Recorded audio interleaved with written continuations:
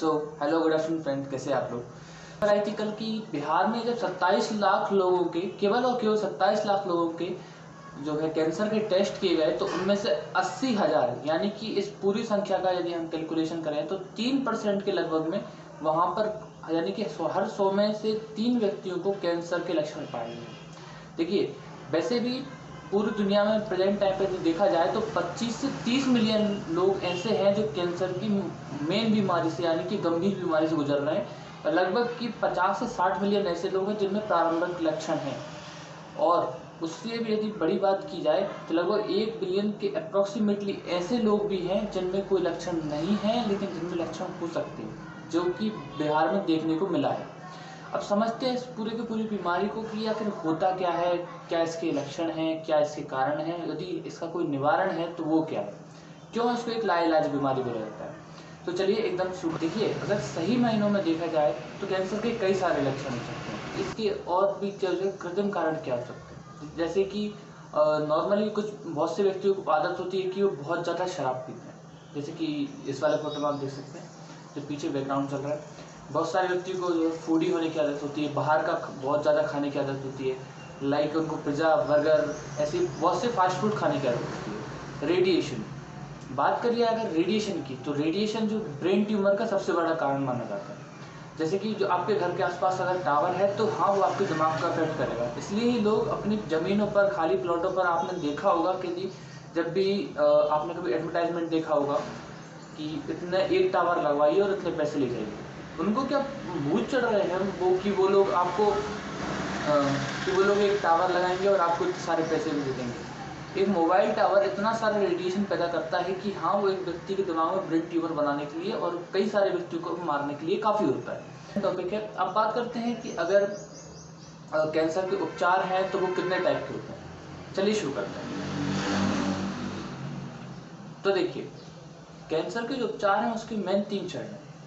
पहला चरण कहलाता है, पहले चरण का नाम है कि वहाँ से जब आपकी सर्जरी की जाए। सर्जरी का सीधा सीधा सा मतलब है कि जिस भाग में कैंसर हुआ हो, किसी भी भाग में, यदि पुरुषों के प्रोस्टेट में हुआ हो वहाँ पर, महिलाओं के ब्रेस्ट में हुआ हो वहाँ पर, या फिर किसी के लंग्स में हुआ हो तो लंग्स का कुछ वो हिस्सा, या फिर माउथ में हुआ तो माउथ का वो हिस्सा हटा। रेडिएशन थेरेपी, रेडिएशन थेरेपी में फोटॉन्स का यूज़ किया जाता है। आप इसको सादा भाषा में समझ सकते हैं, एक तरह की सिकाई बोली जाती है। अब देसी भाषा में समझ सके तो एक तरह की सिकाई है कि मान लीजिए कि आपका कोई भाग गल गया है, वहाँ पर इन्फेक्शन हो रहा है। यदि आपको थोड़ा बहुत अंदाजा हो तो यदि वो जगह सूख जाए, वो सूख जाएगी तो वहाँ पर अपने आप उसके इन्फेक्शन होंगे, जो भी कीटाणु वगैरह होंगे वो अपने आप मर जाएंगे। एक नॉर्मली जो गर्मियों में पाया जाता है, तो वहाँ से फोटोनिक रेडिएशन के द्वारा किया जाता है पूरा। उसके बाद में आपकी बॉडी को, जिस भी व्यक्ति को हुआ हो कैंसर, वहाँ उस व्यक्ति की बॉडी को कीमोथेरेपी दी जाती है।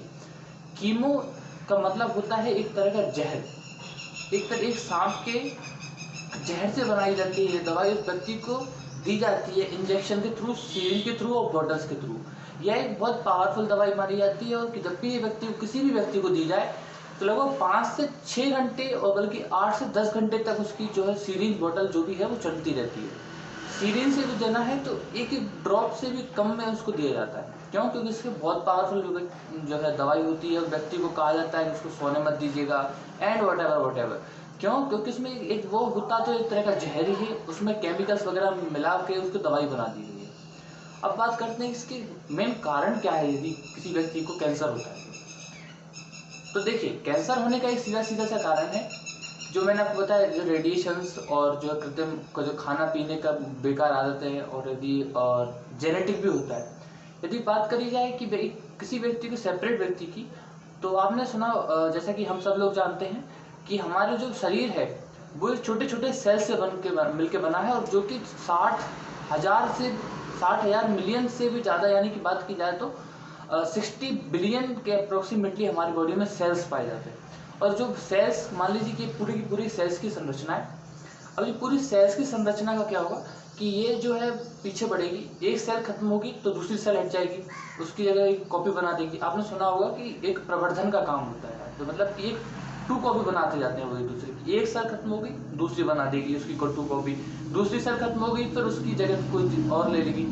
लेकिन जब ये सेल का बनना एक एक्सेसिव अमाउंट में बढ़ जाए, मतलब कि लगातार बढ़ने लगेगी बिना किसी रोक टोक के, तो यह जो एक इन्फेक्शन पैदा करती है।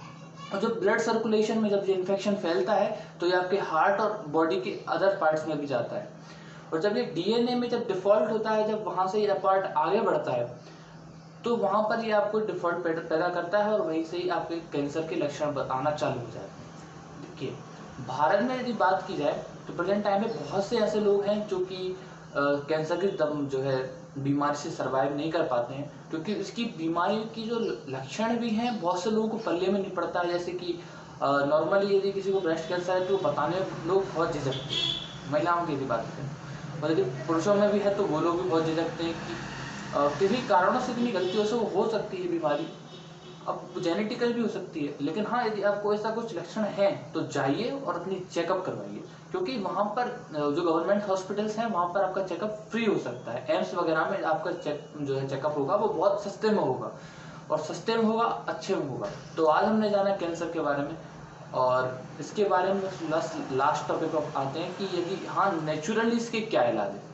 तो देखिए, योगा से आगे दुनिया में कोई चीज़ नहीं है। यदि आप योगा करते हैं, अपने खान पान को ठीक ठाक रखते हैं, अपने सोने की और जागने की दिनचर्या को ठीक रखते हैं, तो दुनिया में से कोई सी बीमारी नहीं है जो आपको टच कर पाए। नॉर्मली कोई भी बीमारी, सीजनल फ्लू जो वायरल है, इन्फेक्शनल है, उनका कुछ नहीं हो सकता है। लेकिन हाँ, थैंक यू।